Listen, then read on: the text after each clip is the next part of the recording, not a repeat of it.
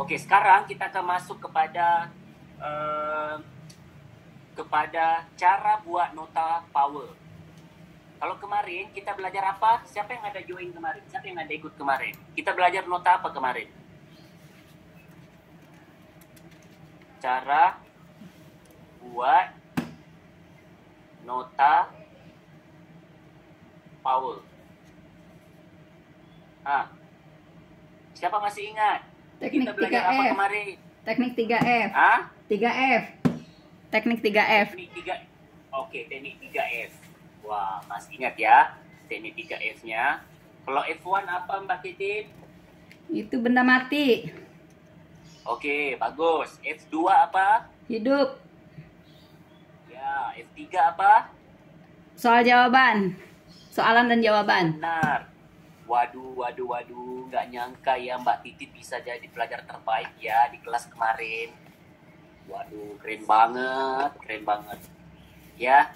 Oke, baik. Kita akan masuk kepada teknik yang baru.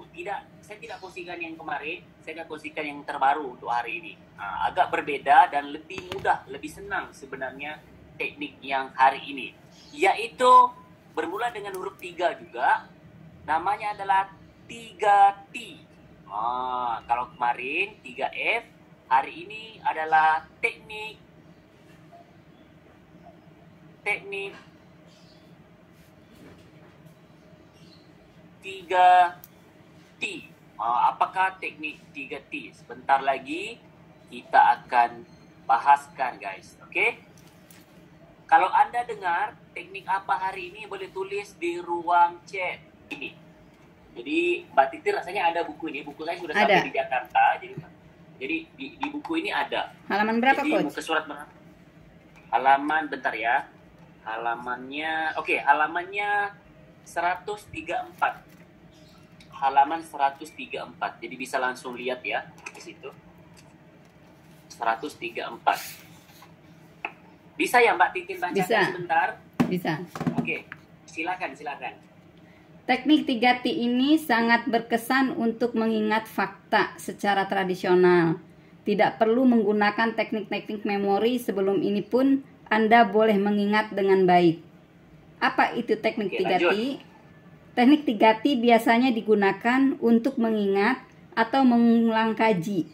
Teknik 3T ini termaksudlah T1 tulis besar, T2 tampal cepat, T3 talk atau sebut. Ya. Oke, cukup. Oke. Jadi sebenarnya kalau baca buku ini belum cukup, mungkin masih belum cukup jelas ya kenapa 3T itu dianggap sebagai teknik tulis nota power. Oke, hari ini kita akan jelaskan satu persatu. Semua sudah ready? Tulis ready. Oke. 3T. Oke, kita akan belajar 3T ya. 3T. T1, T2, T3. Oke, sebelum itu, Coach mau bagi tahu lah teknik 3T ini apa sebenarnya. Teknik 3T ini adalah teknik tulis, ingat, dan ulang kaji. Oke, pertanyaan saya di Indonesia, ulang kaji tahu nggak apa tuh? Mengulang, diulangi. Yes, betul. Mengulang, betul. Walaupun ini teknik nota power, nota tulis, tapi sebenarnya dia 3 dalam 1. Oke, dalam masa kita menulis, dia membantu kita ingat dan dia membantu kita mengulang kaji. Jadi itu powernya teknik ini. Berbanding dengan kita menulis nota. Menulis nota ini just menulis. Selepas itu baru ingat. Tidak, ini berbeza. Waktu kita tulis itulah, waktu kita buat 3T inilah proses ingat, mengulang kaji berlaku serentak. Itu powernya teknik ini. Berbanding dengan kita buat nota yang selalu kita hantar dengan cikgu-cikgu di sekolah tuh, yang kita tulis, lepas tu kita baca balik, itu lain lagi. Itu buat kerja banyak kali, berulang-ulang. Kalau nota power ni 3T ini berbeza. Okey, sebelum itu kita berkenalan dulu. 3T itu sebenarnya unsurnya apa? Ada 3 unsur untuk 3T. Unsur 1. Okey, unsur 1 adalah T1. Untuk nota power teknik 3T, T1 harus menggunakan tulisan besar. Okey. Tulisan besar. Bukan huruf besar ya. Tulisan besar. Saya ulang lagi. Bukan huruf besar, tapi tulisan besar. Ada siapa-siapa boleh tolong saya komen di ruang chat supaya tidak salah faham? Bukan huruf besar, tapi tulisan besar. Oke, ada siapa boleh tolong tulis? Takut ada yang salah faham. Takut ada yang salah faham ya. Maksudnya bukan huruf kapital ya? Besar, bukan abjad. Bukan abjad itu yang besar. Oke, maksudnya tetapi bukan kapital ya, Coach? Iya, benar. Nah, siapa boleh tolong tulis? Bukan huruf besar, tapi tulisan besar. Ada siapa bisa tulis? Bukan huruf besar, tapi tulisan besar. Betul. Ya, bermaksud di sini, tulisan itu harus besar. Yang kedua, T yang kedua adalah selepas tulisan besar harus melalui proses yang kedua, yaitu tampal cepat. Okey, tampal cepat. Okey, yang ketiga, selepas tampal cepat, kita melalui proses yang terakhir, yaitu talk, ada bahasa Inggrisnya, dalam bahasa Melayunya sebut atau tengok. Selepas kita tampal, kita harus tengok. Kalau dalam bahasa Indonesia ini tengok apa ya? Dilihat ya? Dilihat kembali. Yes, dilihat. Okey. Ditengok. Okey, jadi ini adalah unsur dalam 3T. Jadi jangan ada yang bingung ya. Sampai ada yang waktu saya datang bagi ceramah di Sarawak ya, di sekolah mana ya? Sekolah Sains Miri Sarawak, guys. Cikgu pikir teknik saya ini adalah teknik yang biasa didengar di Google ataupun di kelas-kelas lah, kelas-kelas yang susah-susah begitu. Selepas diorang datang kelas saya 1 hari, baru mereka perasa ternyata teknik Coach Rusdi ini adalah teknik sederhana tapi realistik begitu. Tidak perlu pening kepala mengingat perkataan yang aneh-aneh, yang aneh-aneh. Just perkataan biasa, tapi sebenarnya itu adalah teknik. Okey? Baik. Okey. Kenapa teknik 3T ini wujud? Salah satu alasannya adalah kerana waktu saya sekolah, saya terikut-ikut dengan kawan saya di sekolah. Suka menulis nota di kertas yang kecil dengan tulisan yang kecil. Okey, saya ulang kembali. Kenapa wujudnya 3T? Kerana dulu saya terikut-ikut dengan kawan saya adalah suka menulis nota di kertas yang kecil dengan tulisan yang kecil, sehinggakan diri saya susah untuk baca balik. Harus perlu tempat yang lebih terang, tempat yang lebih, ya, yang penting kecil-kecil. Jadi kepada anda yang menonton di sini, siapa yang selalu buat nota dengan tulisan, kalau boleh tulisan paling kecil, mengaku sekarang. Sebab saya mau beritahu dengan anda sebab kenapa anda harus menulis besar. Okey, siapa yang selalu buat tulisan kecil? Saya kan spesial kecil, bukunya kecil. Nah, kecil kan? Okey, baik. Sebenarnya walaupun buku kecil, tulisan tidak semestinya harus kecil. Okey, baiklah. Kenapa tulisan besar? Saya beritahu awal-awal ya. Basicnya seperti ini. Okey, basicnya seperti ini. Saya beritahu dulu di sini ya, dia punya prinsipnya. Otak kita, boleh tulis ya, otak kita senang ingat senang ingat jika senang nampak. Itu prosesnya, itu prinsipnya ya. Oke, baik. Jika tulisan besar, adakah itu senang lihat? Adakah itu senang nampak? Ataupun bagaimana? Kalau tulisan besar? Ya, lebih nampak. Yes. Kalau senang nampak, maksudnya akan senang diingat. Sama seperti dengan orang yang datang kelas. Kalau dia bersembunyi di sebalik tembok, penceramahnya nggak akan mungkin ingat siapa dia. Iya. Oke? Tapi kalau dia sering menonjol, saya, daripada ribuan orang, kamu akan menjadi orang yang paling diingati antara semua orang. Karena apa? Senang Nampak. Oke, sebelum kita masuk lagi 3T itu, saya mau beritahu dulu asas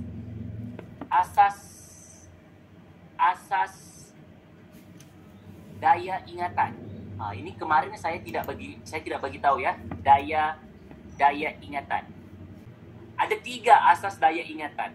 Yang pertama, yang kedua, yang ketiga. Ada 3 asas daya ingatan. Yang pertama, tulis. Oke, yang pertama, tulis, lihat, dengar. Oke, ada 3. Oke, saya akan beritahu satu persatu ya. Kalau tulis,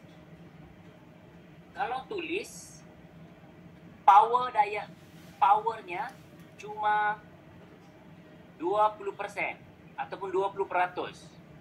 Ya. Kalau tulis. Kalau lihat powernya 50%. Oke? 50%. Kalau dengar powernya 30%. Power 30% ataupun peratus. Total berapa, guys? 100. Total berapa? 100. 100. Sebab itulah pentingnya ketika kita menuntut ilmu, melalui asas daya ingatan ini, kita sudah boleh tahu apa yang perlu kita fokus. Melihat. Siapa yang boleh bagi tahu? Melihat. Sepanjang kita hadir kelas, masuk dalam kelas, dengar ceramah, apa yang perlu kita fokus? Yang paling utama apa? Melihat. Lihat. Karena walaupun kita tidak dengar, walaupun kita tidak tulis, tapi kalau kita lihat, kita masih boleh menguasai ilmu itu. Karena bahasa badan dan ekspresi diri orang itu, cara dia menyampaikan, kita boleh memahami apa yang dia coba sampaikan. Itu bagusnya kalau kita melihat. Sebab itulah apabila kita dengar nasihat, apabila kita dengar ceramah, pastikan mata kita itu fokus kepada penyampai, supaya kita boleh dapatkan ilmu. Selepas melihat, apalagi asas daya ingatan yang penting untuk kita aktifkan. Mendengar. Supaya kita dapat ilmu. Yes, dengar. Sebab itulah kita harus mendengar. Ini waktu ada penceramah bercerita, waktu itulah kita berceramah dengan teman kita di sebelah. Dia juga mau menyampaikan berita-berita panas. Apa yang didapat semalam kepada temannya juga. Jadi terganggu apa ilmu yang coba disampaikan hari itu. Jadi kalau dia fokus 2, lihat dan dengar, maksudnya dia sudah dapat 80% penguasaan ilmu pada hari itu. Oke? Dan yang ketiga, barulah tulis sebanyak 20%. Jadi total 100%. Bermaksud di sini, jangan tulis dulu. Kalau boleh, lihat dan dengar. Selepas faham, baru tulis. Ini kebanyakannya orang tulis dulu. Tulis belum tentu faham. Tapi kalau Anda lihat dan dengar, Anda faham, baru tulis, pasti lebih powerful. Oke? Proses yang pertama. Bayangkan yang Anda lihat di screen ini adalah kertas A4 yang Anda punya sendiri. Lepas itu kita menulis kenapa nota sendiri penting. Kita tulis balik nota yang kita belajar tadi. Kenapa nota penting. Oke, selepas itu kita akan tulis besar-besar di sini. 1, 2, 3, 4, 5, 6. Ini adalah proses yang pertama, guys. Tulis besar sampai kertas A4 itu penuh. Oke, ini step 1. Ini step 1. Paham ya? Jadi nota yang Anda tulis pagi tadi, yang slide pertama tadi, ubah cara penulisannya. Gunakan tulisan yang lebih besar. Kalau Anda perasan tadi di awal-awal tadi saya tulis menggunakan tulisan besar. Betul kan? Perasan ke tadi? Ya. Rata-rata tulisan saya besar-besar kan? Ya. Coba Anda lihat. Besar kah kecil? Oke, coba buka. Tulisan saya besar ke kecil tadi? Nih, Anda tulis, lihat nih, nota saya ini besar ke kecil. Coba slash, dia punya screen yang nomor 3. Besar. Kenapa besar? Supaya senang lihat. Bila senang lihat, senang ingat. Oke, besar ya. Nah, waktu saya tulis 3T pun besar. 3T besar. Lepas tu 3T tulisan besar, tampal cepat, talk, semuanya gunakan tulisan besar. Semua gunakan tulisan besar. Tujuannya supaya senang nampak, senang ingat. Oke. Selepas Anda tulis, kenapa nota penting, pergi masuk step yang kedua. Step yang kedua itu adalah, langkah kedua adalah tampal nota yang Anda sudah tulis itu. Tampal. Oke, tampal nota. Tampal nota.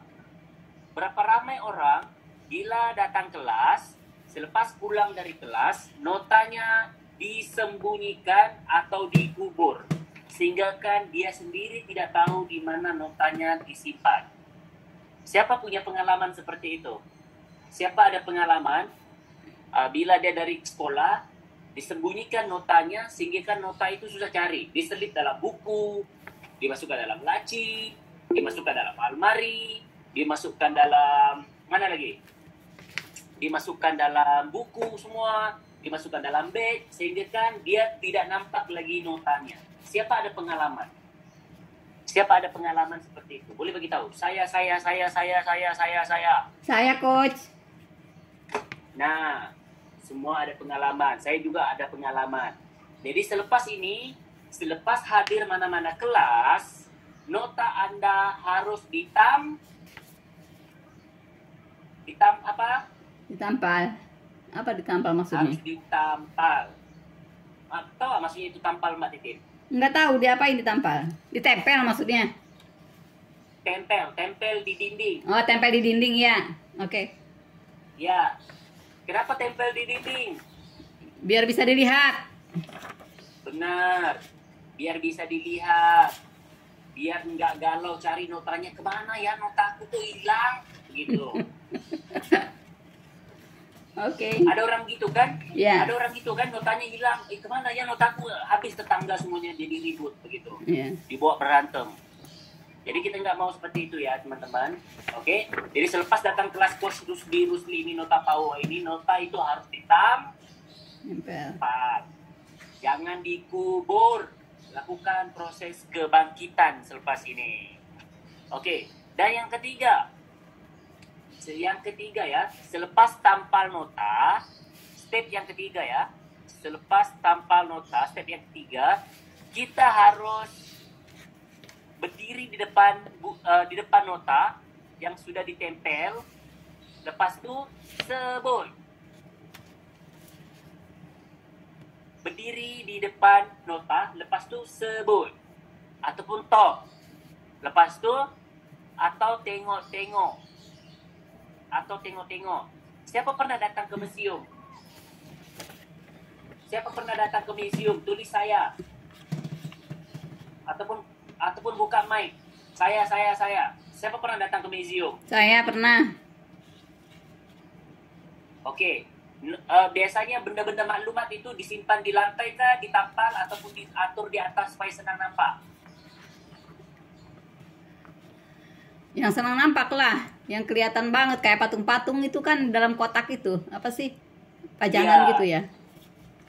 Betul, supaya senang Dilihat. Jadi bila kita jalan-jalan, senang nampak, senang lihat dan senang Ingat. ingat. Itu fungsinya. Jadi paham setakat ini guys? Paham? Paham ya? Ada yang tidak paham? Paham setakat ini? Paham. Bertanyakan sesuatu dengan saya, mungkin di luar nota power. Mungkin di luar nota power, mungkin Anda mau tanya masalah-masalah lain untuk menyelesaikan masalah belajar Anda. Coach, tanya coach. Silakan. Selain membuat nota untuk meningkatkan daya ingat, apa lagi coach?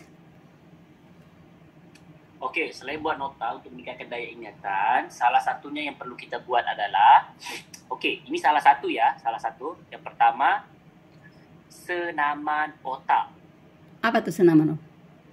Senaman apa Itu senaman? senaman otak nih, dalam kelas saya memang ada latihannya, tapi nggak apa-apa, boleh langsung masuk ke YouTube, bisa boleh langsung type dengan judul senaman otak. Jadi boleh lakukan senaman otak setiap hari. Okey. Boleh lakukan setiap hari, mungkin dalam 5 ke 10 minit, lakukan setiap hari sebelum pergi kerja ataupun waktu sedang penat ataupun lagi sedang capek begitu, boleh melakukan senaman otak. Boleh langsung ke YouTube dan boleh lihat di situ ada banyak senaman otak yang boleh Anda buat. Okey, Najwa, soalan Najwa adalah mau tanya coach, macam mana mau kekal fokus kalau belajar sendiri? Bagus soalan ni. Okey. Sebenarnya kalau mau fokus, kalau belajar sendiri mau fokus senang je. Senang. Okey. Belajar dengan soalan. Belajar, ini salah satu ya, aku sudah boleh share banyak-banyak. Cuma coach mau bagi tahu satu. Belajar dengan soalan. Dengan soalan. Apa maksud belajar dengan soalan? Belajar dengan soalan ini membuatkan kita satu, menggunakan otak untuk menyelesaikan masalah. Menggunakan otak untuk fokus selesaikan masalah.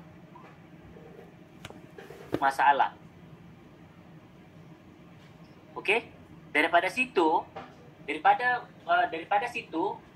kita tidak akan berkhayal sebab otak kita fokus untuk menyelesaikan masalah. Faham Kebanyakannya pelajar di rumah bila dia belajar, dia cuma membaca. Membacalah. Kebanyakannya membaca dan tulis nota. Betul Najwa? Jadi coach bagi saran, bagi galakan, belajar dengan soalan. Cari bab yang Anda sudah belajar, fokus terus buat soalan. Daripada situ, Anda akan fokus selesaikan masalah.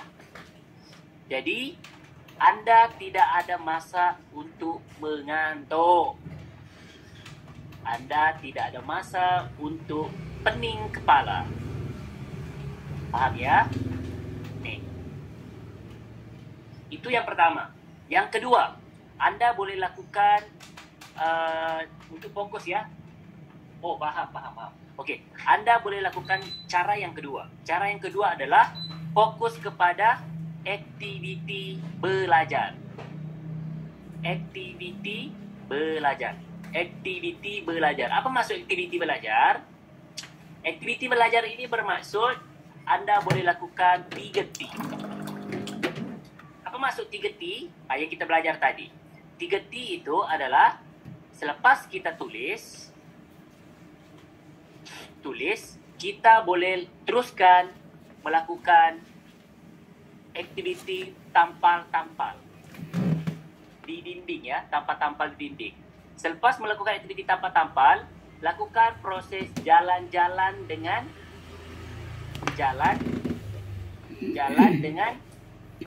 dengan menyebut apa yang sudah Anda tampal.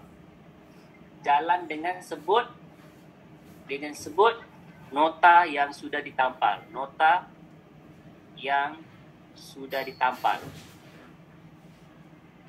Okey, biasanya kita akan rasa hilang fokus apabila kita berada di satu tempat yang sama.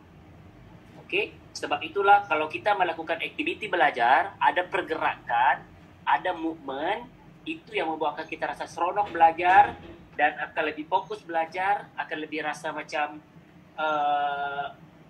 tidak ada masa untuk fikir benda lain. Fahamnya Najwa? Untuk Mbak Titin tadi, ada banyak sebenarnya selain daripada buat nota, kita boleh gunakan teknik-teknik memori, kita boleh belajar. Sebenarnya ada banyak sebenarnya. Ini baru kelas saya ni yang paling sikit ni. Kita boleh kuasai teknik membaca. Dalam program saya ini ada lagi satu program namanya Baca Kilat. Nah, itu pun salah satu program yang paling killer yang ada di Malaysia yang pernah saya buat. Boleh juga datang kelas saya Memory Power. Itu juga adalah salah satu program yang memang penuh dengan teknik-teknik memory power yang gila-gila. Yang maksudnya di sini yang baguslah. Teknik-teknik yang memang boleh digunakan untuk meningkatkan daya ingatan. Dan boleh digunakan juga teknik-teknik yang ada digunakan di dalam kelas Nota Power. Cuma di Nota Power ini biasanya saya buat 1 hari program. Tapi hari ini juga buat sehari. Bukan tujuannya saya mau anda kuasai semua teknik. Tujuannya adalah saya mau anda sedar betapa pentingnya melakukan nota. Jadi pertanyaan saya sekarang guys. Adakah nota begitu penting bagi seorang penuntut ilmu? Sangat penting. Kalau penting, tuliskan di ruang komen. Penting sekali. Penting. Sangat penting. Bagus. Penting. Crucial. Wow, crucial. Penting sekali. Bagus. Okay guys. Jadi, rasanya kita punya slot kita hari ini sudah sampai di penghujungnya guys. Jadi itu saja untuk hari ini. Minta maaf salah dan silap. Dan terima kasih kerana anda sudah bergabung hari ini. Dan saya bahagia sekali dan saya senang sekali anda semuanya luangkan masa untuk hadir hari ini. Dan saya berdoa semoga dengan sedikit ilmu ini akan memberikan impak yang luar biasa dalam kehidupan anda sebagai seorang penuntut ilmu. Doakan saya supaya tetap sehat dan terus mengadakan kelas-kelas secara online begini. Walaupun singkat tapi insyaAllah bermanfaat. Okey, jadi itu saja. Kita akan pergi dalam program seterusnya.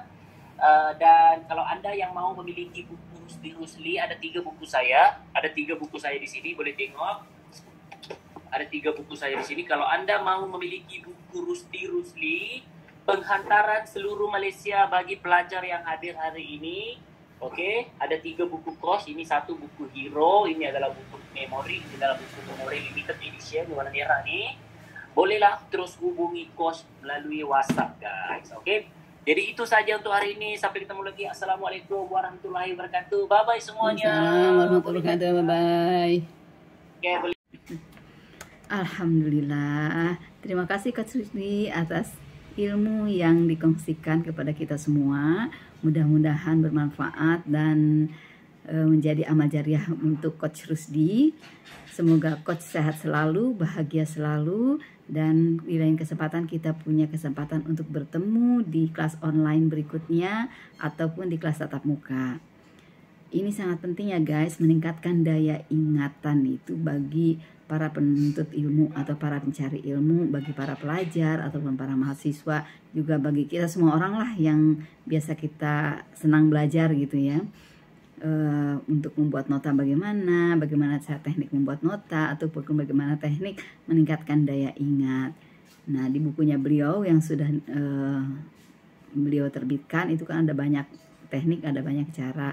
Barangkali ada bapak-bapak guru atau cikgu-cikgu yang berminat untuk mengundang beliau, itu bisa melalui DM IG-nya beliau Rusdi_official atau DM ke akun IG saya Titin Setiasi, atau tuliskan di kolom komentar YouTube ini.